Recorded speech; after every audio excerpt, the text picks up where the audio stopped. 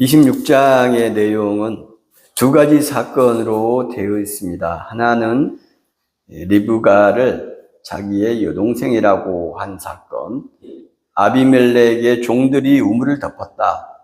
그래서 계약을 맺는데, 그래서 맹세의 우물, 브엘세바의 기원이 되었다. 아내를 여동생이라고 한 사건은 3번이 성경에 등장하죠. 파라오에게 사라를 아내라고 한 사건이 있고, 아비멜렉에게 여동생이라고 한 사건이 있습니다. 이 두 개는 아브라함의 사건이에요.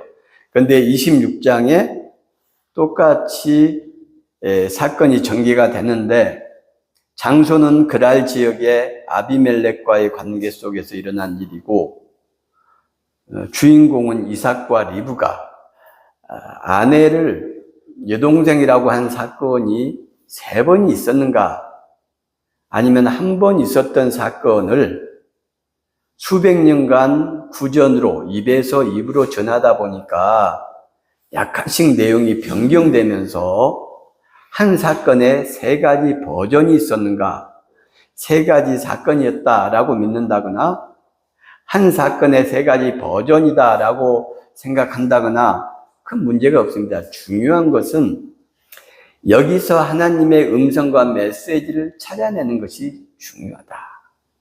이 두 가지 이야기가 26장에 기록이 되었는데 앞에 아브라함 이야기들과 차이가 있습니다. 26장 1절에 이렇게 되어 있어요. 아브라함 때에 첫 흉년이 들었더니 그 땅에 또 흉년이 들매 이삭이 그랄로 가서 블레셋 왕 아비멜렉에게 이르렀다. 2번째 흉년이 들었을 때 이야기다, 이 말입니다. 가나안 땅에서 애굽으로 내려갑니다.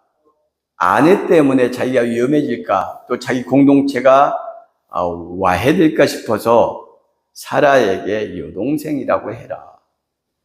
파라오가 사람을 보내서 사라를 궁으로 불러들입니다. 그런데 하나님께서 등장을 하셔서 그 아브라함의 아내다, 이런 내용이 나오죠. 1400~500년 전 이야기를 성경을 편집한 사람들이 목적을 가지고 누구한테 들려주기 위해서 지금 이 이야기를 꾸미는 겁니다. 나라와 민족이 사라져버린 상태고 예루살렘 성전은 불타서 잡초가 무성한 지가 오래됐고 젊은 사람들은 그러니 하나님을 못 믿겠다 이렇게 하는 거예요. 그들에게 지금 이야기를 하는 겁니다. 우리가 누군지 아니? 하나님의 선택받은 백성이야. 아브라함 할아버지를 하나님께서 찾아오셨는데 파라오의 꿈속에 나타나셔서 아브라함을 도우셨어. 그 하나님은 우리를 도우시는 하나님이야. 우리와 함께 하셔. 너희들이 믿어야 돼. 믿겠습니까? 파라오의 꿈에 나타난 하나님이 왜 우리 민족은 이렇게 만드셨단 말이에요. 논리적으로 안 맞지 않습니까? 이런 식의 의문을 제기하고 자꾸 불합리성을 이야기할 수가 있죠. 그래서 이삭의 이야기에서는 하나님께서 가나안 땅을 아브라함 할아버지에게 주셨다고 했는데 하나님을 만난 아브라함이 왜 이집트를 내려간단 말입니까? 그 말이 안 되잖아요. 그러니까 하나님이 나타나셨다면 그렇게 할 수는 없죠. 저한테 하나님이 나타나셔서 뭐라고 말씀하시면 저는 죽을지언정 가뭄이 닥쳐도 이 예루살렘, 이 팔레스틴 지역을 떠나지 않을 겁니다. 근데 믿음의 조상 아브라함 할아버지가 하나님을 만났는데 가뭄 좀 들었다고 이집트로 간다는 것이 말이 안 되지 않습니까? 이렇게 젊은 사람들 질문하겠죠. 그러니 흉년이 들었는데 이집트로 내려간 게 아니란 말입니다. 헤브론 인근 그랄 지역은 지중해가 있고 그 오른편에 이스라엘이 있잖아요. 그 지중해 인근 해변을 따라서 있는 지역을 블레셋 지역 또는 그랄 지역이라고 합니다. 아내를 여동생이라고 한 아브라함의 2 사건, 그리고 우물을 덮었던 이야기들과 지금 26장의 이삭의 이야기를 비교를 하면은 하나님께서 파라오의 꿈에 나타나시고 아비멜렉의 꿈에 나타나셔서 사라는 아브라함의 아내다. 아브라함은 선지자다. 너 사라를 돌려보내지 않으면 너희 집안이 다 망하고 죽게 될 것이다. 아브라함한테 무릎 꿇고 사죄를 구하고 너를 위해서 기도하라고 하면 내가 용서해 주겠다. 이런 말씀을 하나님이 하신단 말입니다. 앞에는. 근데 그 이야기를 듣는 젊은이들이 할아버지 그게 말이 됩니까? 이렇게 이야기할 거 아니에요. 그래서 지금 26장의 내용에서는 그런 내용이 싹 빠져요. 하나님이 등장하고 이런 신비스러운 내용, 꿈속에 막 나오고 이런 내용들이 싹 빠진다는 이야기입니다. 이집트로 내려간 내용도 싹 빠져버려요. 젊은 사람들이 듣고 믿음이 없는 사람이 들어도 수긍하고 받아들일 수 있는 내용으로 바뀐 겁니다. 이건 이제 여러분들이 직접 이 12장과 20장 그리고 21장과 이 내용을 세 개를 살펴보고 26장과 비교하면서 꼼꼼하게 한 문장 한 문장 살펴보세요. 흥미로운 사실들을 발견할 수가 있을 거예요. 그렇게 해서 이제 내용이 발전되고 이 26장에서는 아비멜렉이 리브가를 껴안은 이삭을 보고 야, 너 여동생이라고 했는데 여동생을 이렇게 껴안았다는 게 말이 되냐? 그랬더니 사실은 아내다. 그렇게 말을 하니까 아비멜렉이 큰일 날 뻔했잖아. 우리 백성들이 나쁜 뜻을 가지지 않았지만 네 아내 아름다움 때문에 결혼하고 동침해서 우리가 죄를 질 뻔했지 않았냐. 그래서 자기 백성들에게 리브가는 이삭의 아내다. 그래서 건드는 사람들은 내가 다 죽인다. 이렇게 공포를 했다는 거예요. 26장의 명소는 그랄 지역입니다. 아비멜렉이 살았던 그랄 지역. 그런데 25장까지 지금까지 쭉 내용은 헤브론이에요. 헷족속과 함께 아브라함이 살고 있었고 그 헤브론 지역의 막벨라 구를 아브라함이 샀고 거기에 사라를 장례 지냈고 아브라함도 거기에 묻힙니다. 헤브론이에요. 근데 26장에 갑자기 배경이 그랄이 돼요. 블레셋 지역이. 그리고 다시 27장부터는 브엘세바로 나오는데 그렇게 장소가 바뀐다는 거예요. 그게 왜 문제가 되느냐? 아브라함이 헷족속들과 함께 헤브론 지역에 살면서 그들의 굉장한 존경과 사랑을 받았어요. 아브라함이 산 자기 땅이 있습니다. 아버지의 흔적과 향취가 있고 존경받는 집안으로서 이삭이 그 집의 도련님으로 자라났는데 그 수십 년간 살았던 헤브론 지역을 겁도 많고 소심했던 이삭이 아무 이유 없이 낯선 블레셋 지역, 아비멜렉이 사는 그랄 지역으로 이사했다니 이상하지 않습니까? 그리고 또 아무 이유 없이 갑자기 과정이 생략되고 브엘세바에서 27장 이야기가 또 시작된단 말입니다. 헤브론 인근에서. 그러니까 26장 이야기가 뜬금없어 보인다 이 말이에요. 사건의 내용도 이미 다룬 것을 또 다루고 그것은 지금 아브라함에서 주인공으로 말하고 싶은 야곱으로 바로 넘어갈 수가 없는 거예요. 이야기를 듣는 사람들이 그럼 이삭은 어떻게 됐는데요? 이삭은 그렇게 믿음이 좋았다거나 이렇게 특별히 신앙적으로 너희들한테 할 이야기가 별로 없고 그래서 전해 내려오는 이야기가 별로 없다. 이렇게 말하는 것은 면이 안 서잖아요. 야곱으로 넘어가야 되는데 이삭을 지우고 이삭의 아들인 야곱으로 넘어갈 수가 없는 거죠. 그러니 이삭에 대해서 긍정적으로 이야기할 수 있는 부분들을 뽑아서 편집을 해서 26장에다 집어넣은 거예요. 하나님의 말씀을 깊이 있게 쳐다보면 이런 모습이 다 드러나는 겁니다. 이렇게. 자, 27장에 이삭의 나이가 많아 눈이 어두워 잘 보지 못하더니 이삭의 나이가 얼마나 됐을까요? 41장에 보면 파라오 앞에서 제 나이가 130살이라고 그래요. 요셉이 40살이에요. 파라오 앞에 설 때에 요셉이 30살이었다. 30세였더라. 흉년이 7년이 끝나고 2년 흉년이 지금 지났어요. 그리고 야곱과 가족들이 내려온 겁니다. 그러니까 9년이 지났죠. 30살에서 10년 정도가 지났어요. 요셉의 나이가 40이에요. 그런데 그때 야곱의 나이가 130, 야곱이 90살이 난 거예요. 요셉은 밧단 아람 라반의 집에 있을 때 라헬에게서 낳죠. 라반의 집에서 야곱이 20년을 있습니다. 그러니 제일 끝머리에 요셉을 낳았다고 치면 20년 무렵에 라반에게 야곱이 갔을 때는 최하 70세 이상일 때란 말입니다. 야곱이 70세면 요셉이 60살에 에서와 야곱을 낳아요. 야곱이 70세니 요셉이 130이 되는 거죠. 130살, 그리고 에서와 야곱의 나이가 약 70 가까이 됐을 때 일어난 사건이에요. 앞에 팥죽 사건 몇 살 때였죠? 장성하여라는 가달이라는 단어를 통해서 이 단어가 의미하는 것이 최소한 25살에서 그 이상이다. 에서가 40살에 아내를 맞아요. 아내가 있었으면 배가 고플 때 아내한테 먹을 걸 내놔라고 하지, 야곱에게 가서 내 장자권을 줄 테니 팥죽을 내놔라 이렇게 하지 않을 거 아닙니까? 그러니까 결혼하기 전 40세 이전에서 25세 사이에 팥죽 사건이 일어났어요.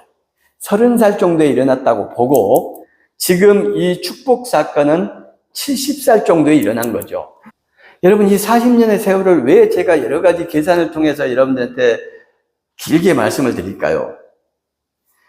성경에 나타난 야곱은 끊임없이 장자가 되고 싶어 했고, 축복을 받고 싶어 했고, 형을 제치고 자기가 앞에 나서고 싶어 했어요. 계략과 모략과 형의 약점을 잡아서 장자권을 결국 갈취를 했죠. 갈취한 뒤에 약 40년의 세월 동안 에서가 야곱의 형 노릇을 할 수 있었을까요? 아니면 야곱이 말끝마다 팥죽으로 내가 형 샀잖아, 누가 이제 나한테 형이라고 해야 돼, 이렇게 말을 했을까요? 어땠을 것 같습니까? 여러분, 그걸 판단하셔야 돼요. 그래야 우리가 야곱을 정확하게 알 수 있습니다. 에서를 정확하게 알 수 있고요. 이것을, 그런 근거를 가지고 추론해내지 않으면서 하나님이 선택한 야곱, 그러니 야곱은 무엇을 해도 괜찮아, 정당성을 부여해요. 아버지를 속여도 괜찮고, 형의 약점을 잡아서 형의 것을 뺏어내도 갈취하고 탈취해도 괜찮고, 여기에 나를 동화시킵니다. 하나님께서 나를 축복하셨어. 나를 하나님의 자녀로 선택하셨어. 내가 형제급 빼앗는 것도 아니잖아. 아버지 속이는 것도 아니잖아. 하면서 다른 사람을 속이고 다른 사람을 빼앗는 것을 당연시하고 정당화합니다. 그런 짓을 하면서 구원의 확신을 한다고 큰 소리를 치죠. 나는 구원받았다고 확신해. 오늘 저녁에 죽어도 나는 하나님께서 천국으로 인도하실 거야. 이런 놀라운 반성경적인 믿음을 가지고 있는 사람들이 우리 한국 기독교인 중에 너무 많다, 이런 생각이 드는 거예요. 하나님께서 야곱 이야기를 여기다가 기록하셔서 하나님 말씀 속에 집어넣은 것은 야곱처럼 살아라는 이야기가 아닙니다. 파라오가 들어가 있는 것은 파라오처럼 살아라는 이야기가 아니죠. 소돔과 고모라 이야기가 있는 것은 소돔과 고모라 백성들처럼 살아라는 이야기가 아니라는 걸 기억을 하셔야 돼요. 이 40년 동안 야곱은 끊임없이 에서를 향해서 장자권을 주장했을 거예요. 그럼 갈등이 생기겠죠. 에서는 사냥하고 남자다운 사람 아닙니까? 성경에 기록된 걸 보면. 자기가 어쨌든 쌍둥이지만 형으로 태어났는데 분노가 일어날 거 아니에요. 자꾸 야곱이 그러면 갈등 생기겠죠. 그럼 싸움이 일어나겠죠. 싸움이 일어났다면 기록이 됐어야 정상이죠. 근데 그런 내용이 없어요. 갈등이 폭발하거나 이야기거리로 발전되지 않았다는 이야기입니다. 무슨 말일까요? 야곱은 끊임없이 장자권을 주장했지만 에서가 계속 인내하고 참았다고 봐야 돼요. 성경에 드러난 걸로 말하는 겁니다. 야곱은 인내하고 참지 않았어요. 아버지도 속이고 형도 그렇게 빼앗잖아요. 그런 야곱이 정당하게 형의 맹세를 통해서 그리고 팥죽을 통해서 장자권을 얻었는데 에서를 형이라고 했겠습니까? 당연히 장자권을 주장했을 거예요. 여러 곳에서. 그런데 그 갈등 이야기가 하나도 나오지 않아요. 30년이 넘도록. 에서가 인내하고 참고 내가 실수했지. 내가 배고픔을 못 이기고 장자권을 준다고 맹세했으니 내가 할 말이 없지. 내가 어리석은 놈이지. 이렇게 자기를 자책하면서 참았을 거예요. 야곱이 무슨 죄가 있어. 그래, 쌍둥이로 늦게 태어나서 동생이 됐다는 거 억울하겠지. 욕심이 많고 야곱이 그렇지만 똑똑하잖아. 내가 양보하고. 참으면 되지 뭐 그게 뭔데. 이렇게 했을 가능성이 굉장히 높다는 거죠. 30년 세월 동안 그런 갈등 내용이 단 한 번도 없다는 것은. 이삭과 리브가도 그 내용을 알았을 겁니다. 이삭이 에서를 불러서 그렇게 말하죠. 내가 언제 죽을지 모르니 너 사냥을 해서 별매를 만들어 와라. 그러면 내가 너한테 축복하겠다. 에서와 야곱의 문제가 아닙니다. 이것은 가정의 문제잖아요. 야곱은 끊임없이 형이 되고 싶어 한다는 것을 이삭이 몰랐을 리가 없지 않습니까? 60년 이상 70년을 같이 자식으로 키우며 살아왔는데 욕심이 많다는 걸 몰랐을 리가 없지 않습니까? 그러면 이런 식으로 하면 안 되는 거죠. 왜 에서만 따로 불러가지고 몰래 살짝 너를 축복해 줄 테니까 사냥해서 별미 만들어 와라. 이삭의 이 소심한 그리고 자녀에 대한 이 편애 이런 것이 야곱을 더 자극했을 거예요. 그 맛있는 별미를 만들어 와야 축복해 주겠다. 조건부 축복이에요. 아빠가, 아버지가 이삭이 늙어서 야생 고기인지 집에서 잡은 고기인지 구별도 못합니다. 그런데 이렇게 조건을 걸고 좋게 보기가 어렵죠. 그래서 제가 이삭을 단 한 군데도 긍정적으로 평가할 만한 곳이 없다라고 지난주에 말씀을 드린 거예요. 이건 아빠로서 부모로서 명확하게 잘못입니다. 편애, 얼마나 이게 교육적으로 문제가 되는지 잘 아시잖아요. 리브가는 야곱을 불러서 염소 새끼 2마리를 내게 끌고 와라. 새끼가 고기가 부드럽죠, 대체적으로. 한 마리가 아니라 2마리. 이삭이 늙었고 아무리 이삭이 많이 먹어도 500g을 먹지 못할 겁니다. 새끼 2마리를 합해서 약 한 500g 정도 나올 수 있는 부위, 일종의 특수부위겠죠.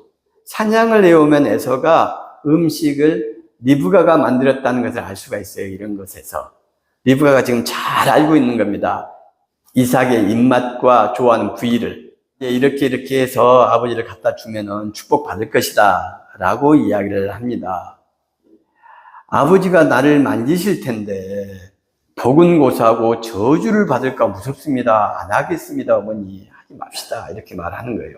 그랬더니 리브가가 내 아들아, 너의 저주는 내가 받을 테니 너는 내 말만 따르고 염소 2마리 데리고 와라. 우리가 앞에서 리브가의 결단과 용기와 이런 거 보셨죠? 여기서 또 나타나죠. 그런 결단력과 용기가. 너의 저주는 엄마가 받을게. 야곱은 리브가가 보기에 에서에 비해서 텐트 안에만 있고 집 안에만 있고 찌질하고 욕심은 많고 머리는 똑똑한데, 그러니 엄마 리브가는 그 찌질한 야곱을 향해서 사랑과 동정과 애정을 베푸는 거예요. 계속. 낙타에게 물을 주었던 그 리브가의 모습이 계속 등장하는 겁니다. 이게 엄마의 모습이기도 하죠. 아버지답지 못한 소심한 모습을 통해서 이삭을 비난하는 게 아닙니다. 야곱의 지금 이런 모습을 통해서 야곱을 비난하는 게 목적이 아니에요. 바람직하지 않은 부분을 들춰내고 있지만 그것을 바로 아는 것이 중요하기 때문에 그런 것이고, 성경을 읽는 목적은 성경에 있는 어떤 인물을 비난하고 그 인물을 찬양하고 이러기 위해서 성경을 보는 게 아니에요. 하나님의 음성을 듣기 위해서 우리는 성경을 보는 겁니다. 하나님의 가르침을 깨닫기 위해서 성경을 보는 거예요. 제가 이런 것들을 분석해서 이렇게 이야기를 할 때 이렇게 비난을 하고 비판을 하냐 우리 목사님은, 이런 생각을 안 하시면 좋습니다. 사실을 정확하게 찾아낸 다음에 여기에 담긴 하나님의 음성이 무엇일까? 하나님은 뭘 우리한테 말씀하시고자 하실까? 이걸 이야기하기 위해서 그런 겁니다. 20절에 이렇게 되어 있습니다. 어떻게 이같이 속히 잡았느냐? 그가 이르되 하나님 여호와께서 순조롭게 사냥감을 만나게 하셨습니다. 하나님까지 들먹이면서 아버지를 속이고 있는 거예요. 이삭이 만져봅니다. 목소리는 야곱인데 손을 만져보니까 에서로구나. 이삭이 이르되 너가 참 내 아들 에서냐? 물어봅니다. 이상하니까 목소리가 다르니까 24절에 예 그렇습니다 라고 대답해요. 그럼 고기 가져와라. 그렇게 해서 아버지를 속이죠. 자기 욕심 때문에, 자기 행복 때문에 아버지를 속이고 형제를 속이고 가족을 속이는 사람. 나중에 에서가 들어옵니다. 에서가 그의 아버지의 말을 듣고 소리질러 슬피 울며 아버지에게 이르되 내 아버지여 내게 축복하소서, 내게도 그리하소서. 야곱이 축복을 다 받아갔다 그러면 야곱에 대한 분노가 폭발할 것 같아요, 먼저. 그리고 아니 아버지 어떻게 야곱과 저를 구별을 못하십니까? 이렇게 아버지를 원망할 것 같아요. 보통 그렇게 나올 것 같습니다. 에서는 그렇게 하지 않습니다. 슬피 울며 아버지에게 이르되 아버지여 나에게 축복해 주셔서 내게도 그리하소서. 38절이네요. 38절 시작. 에서가 아버지에게 이르되 내 아버지여 아버지가 빌 복이 이 하나뿐이리이까 내 아버지여 내게 축복하소서 내게도 그리하소서 하고 소리를 높여 우니. 예, 두 번씩 반복이 되면서 울죠. 에서가 이삭 아버지의 축복을 간절하게 원한다는 걸 알 수가 있어요. 아버지 바라기 에서. 사냥을 했던 것도 아버지에게 별미 맛있는 음식, 집에 소, 양이 많지만 아버지가 들짐승의 고기를 좋아하니까 그걸 잡아다가 드렸던 효자였어요, 에서는. 친동생이 팥죽으로 자기 장자권을 뺏고 그 뒤로 계속 형노릇을 하려고 자기를 함부로 대해도 참고 인내하고 수십 년을, 지금 그 야곱이 또 축복을 뺏어갔는데 아버지 저한테도 축복할 게 남아있지 않습니까? 생각해 보십시오. 저도 축복해 주십시오. 아버지의 사랑을 간절하게 원했던 효자예요, 에서는. 성경의 기록으로 보면 에서 굉장히 남자답고 사나이답지만 마음이 굉장히 따뜻하고 서정적인 사람이다. 이런 것을 알 수가 있죠. 오히려 야곱이 냉철하고 차가운 사람이고, 지금 이 가정에 일어난 비극, 그 비극의 원인과 진행이 누구의 영향이 큰가? 이삭이 애초에 에서만 따로 불러서 그런 이야기를 하지 않았으면 이 사건은 없죠. 리브가가 그 이야기를 들었어도 야곱을 불러서 계략을 꾸미고 아버지를 함께 속이자, 내 남편을 속이자 이렇게 하지 않았으면 이 비극은 시작되지 않습니다. 에서가 정신을 차리고 눈물을 닦고 그 축복을 받아내지 못하고 아버지의 축복은 없구나 싶으니까 이제 30여 년간 참았던 그 분노가 폭발을 하죠. 아버지가 돌아가시면 내가 이놈을 죽이고 말겠다. 여기서도 얼마나 에서가 아버지의 마음을 살피는 아들이었는지를 알 수가 있어요. 그러자 리브가가 도망을 보내죠. 그래서 바다나람으로 야곱은 출발하게 됩니다. 그게 70세예요. 리브가는 몇 날만 가서 있으라. 성경에는 몇 날, 20년이 되는 겁니다. 아버지를 속이고 형의 약점을 잡아서 장자권을 빼앗고 축복을 받았지만 야곱은 이삭의 재산을 한 푼도 받지 못하잖아요. 그리고 떠돌이 나그네 세월을 보내고 외삼촌 밑에서 노예와 종처럼 20년을 살게 되고 계속 속게 되고, 속이지만 삼촌을 떠날 수가 없어요. 야곱은 무서우니까, 두려우니까. 그래서 떠나지 못하잖아요. 그 20년 세월이 뒤에 이제 펼쳐지는 겁니다. 야곱을 비판하려고 하는 게 아닙니다. 하나님이 뭘 말씀하시는가?